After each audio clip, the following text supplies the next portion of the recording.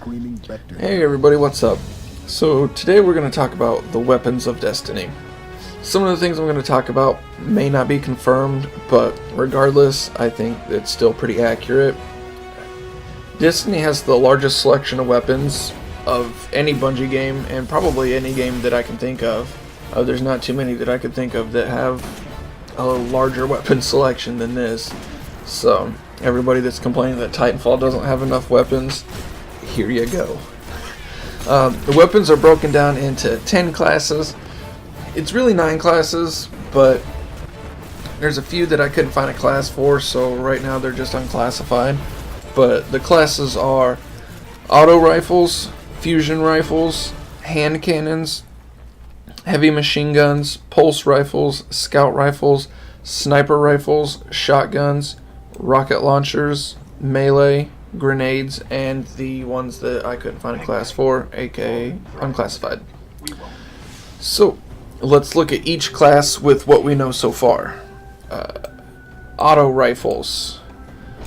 We have the Monte Carlo. This weapon I found was also labeled as an assault rifle, but it fits with the auto rifles, so I'm putting it there.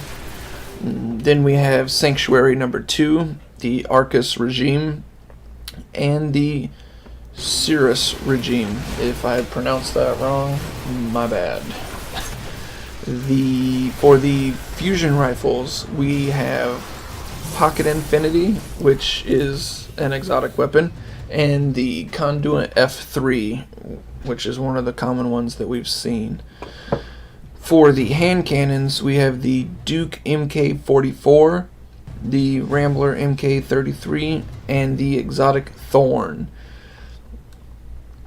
For heavy machine guns, we have Gravesend MK28, Super Good Advice, and Thunderlord.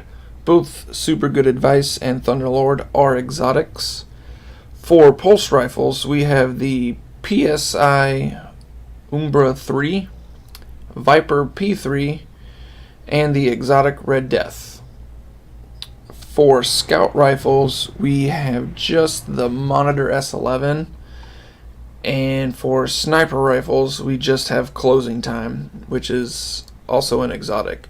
I'm assuming both the scout and sniper rifles, that there's obviously more, but again, those are the only ones that I can confirm or that I can find. So for shotguns, we have Silver Dollar, MK35, and Invective. For rocket launchers, the only confirmed one is the Galerhorn. I hope that's how you say it. I don't know, I've read it so many times that that's just how I say it. Which is also an exotic weapon. And then for melee, there's the Hunter's Knife. I think the Titan has a knife of some type as well, but I don't know. That's unconfirmed, I guess. I'm not 100% sure. And I don't know if the Warlock has one. I haven't found any information on that. And then we have one grenade, which is known as the Pulse Grenade, which you are seeing right here. I'm assuming that's what it is. It's the only confirmed grenade, and then that's a grenade, so I'm just going to put that out there and say that that's probably the Pulse Grenade. The weapons that I couldn't find a category for are the Cudgel of Exanther, Fate of All Fools, Hardlight, and Last Word.